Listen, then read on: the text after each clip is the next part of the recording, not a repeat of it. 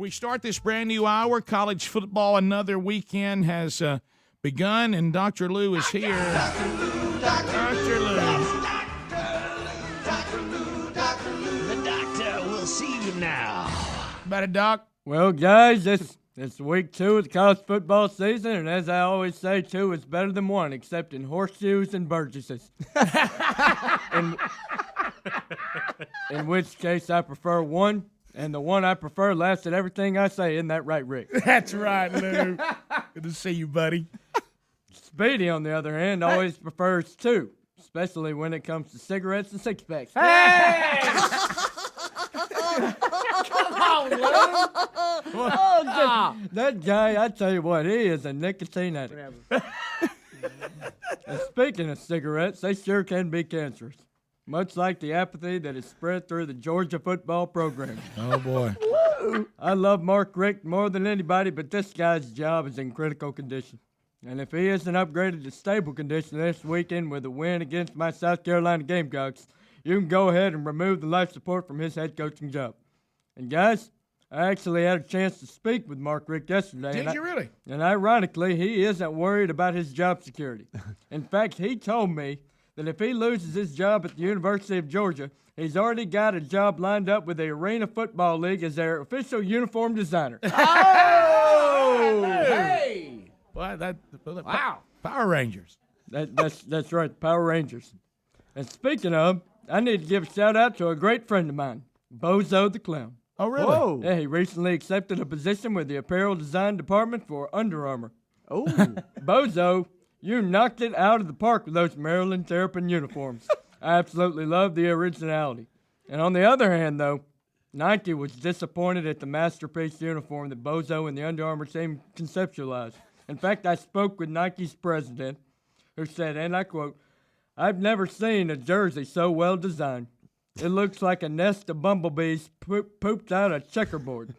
We're having to reevaluate our strategy with football apparel as Under Armour has monopolized the market of bumblebees checkerboard poop fanatics." That was a tough uniform, wasn't it? Well, Lou? it was. It sure was. And speaking of poop fanatics, I must have diarrhea of the mouth. because what I'm about to say just plain stinks. Oh, does? The Boise State annoyances, honestly, and I mean this with all my heart, looked unstoppable this past weekend. Much to my marked dismay, Kellen Moore and his Smurf squad looked like they could beat anyone in the country, including Baylor, who, if you remember, I predicted would upset the Horned Frogs of TCU. Yes, you did. Yes, you did. We didn't believe you either, Lou. Yeah. Who's your daddy? You are? You are, Lou. Lou's your daddy. Right. And might I remind you, I also predicted Hurricane Holtzsh would hit South Bend. Yes, you did. Yep. And it literally did, which is why Skip and USF are number 2 in my poll this week, Number 2 in the nation. behind the University of Notre Dame Fighting Irish, who looked incredible in their painstakingly long 8-hour loss to the Bulls. Yes. There was one point at which I wished Dr. Kevorkian was there so he could just go ahead and lay down the Mortal Kombat on him and finish him. Wow. Wow. So That's you were pretty pulling, brutal. Notre Dame and your son on the same field? I was trying to pull for my Irish, but you know what? They couldn't beat the great heritage that my son just Skip just inherited from his dad Lou. It's emotional, Rick, when you do Sorry that. about that. That was emotional. And speaking of finishes, how about those Auburn Tigers? Well, how about that? That was something. Their dominant defense showed no weaknesses.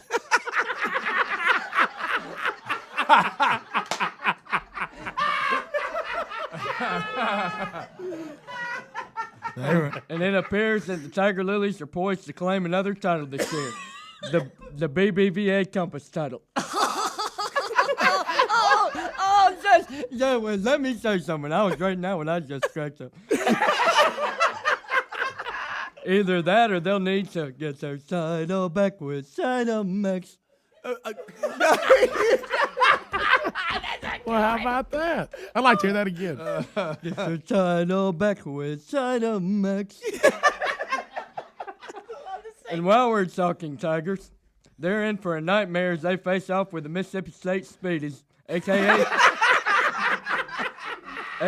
the Mississippi State Cigarette Addict. Hey! Hey, Lou, This it's a week- joke. I don't smoke. And the Bulldogs have 180,000 reasons to be angry with the Tigers. Okay. All right. Here we go. And I expect that Kenny Rogers, Megan Mullen, and deep-pocketed bagman Calvin Wilburn will get the revenge they've been seeking since last year when they didn't land Cecil's diesel in Starkville. Speedy's the bag man. And guys, this takes us to the only top 25 matchup of the week up in Happy Valley, not to be confused with Frankie Valley, where Nick Saban and the Alabama Crimson Tide will tell Joe Pa to walk like a man, talk like a man, walk like a man, my son. But we all know he won't be able to because he has no bones left. Oh, now, Lou, you shouldn't make fun of an older coach. You ought to be ashamed. And expect the entire Nittany Lion team to be hobbling off the field as well after this one. And speaking of hobbling, let's welcome the Texas A&M Faggots to the SEC. What? They hobbled. Back it up. What'd you the say? Texas A&M Aggies. Okay. Well, you have a little bit of a slur there. They hobbled. Wow. He didn't mean to do it, dude. That's Aggies. Aggies. They hobbled. Gig 'em. They hobbled on over from their second-tier conference in which they were a second-tier team. And guys, I saw Houston Nutt and Mark Richt eating together last night. You did. They were both extremely nervous about Texas A&M stealing the 12 or 13 spot from them. But while the coaches may not all be enthused about the Aggies' entrance into the SEC, I'd like to take a second and officially welcome them to the conference. Aggies, welcome to Man's Conference. The stars at night may indeed be big and bright in the heart of Texas, but this conference is about to take those stars and stick them where the sun don't shine. All right, Oh, Lou. come on. Welcome. Come in and grab a seat and don't say anything until we give you permission to speak. Wow. And speaking of permission, someone finally gave the Wolverines in Ann Arbor the permission to turn on the power at Michigan Stadium. This Saturday's showdown marks the first night game ever to be played at the Big House by the Wolverines. And you know who they're playing, Lou. Yeah, I'm about to get to that. Unfortunately for them, they face a squad who has no weaknesses, other than None. the fact that I'm not coaching them right now. Oh, Right. Yeah, big fact. And let me tell you something. Since I'm not coaching the University of Notre Dame Fighting Irish, I want to take just a minute to encourage the players for their big game in the Big House this weekend. It's real short and sweet. Men, I got an authentic game jersey for this week's game. They're calling Under the Lights, and I slept in it last night. And I was given what I believe to be a vision of the future. Oh, here we go. There I was, receiving a manicure from two Asian leprechauns.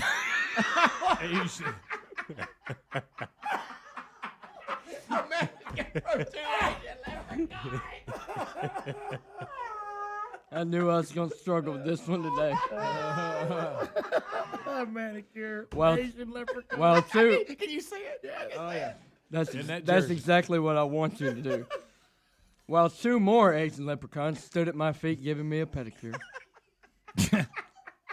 What is wrong with Yeah, you? there's something bad wrong with him. All four of them looked identical and kept saying, Daddy, we drop egg roll on Michigan heads and create Wolverine sushi.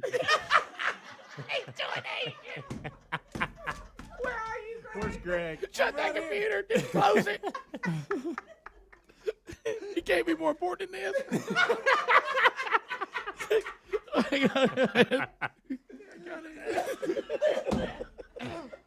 Oh, gosh. As I relaxed with cucumbers over my eyes, they chanted, We fly the Wolverines like we fly why.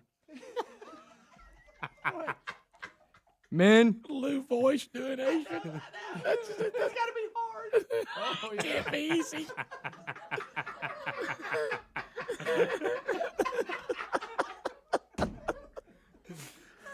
You really need to break through.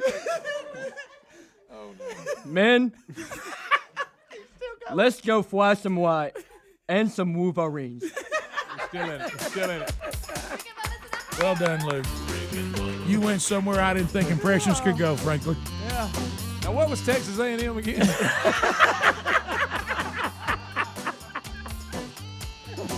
We come back, one more segment with Dr. Lou. And I don't know if you're going to beat that one. Yeah. Good luck with that. We'll be right back.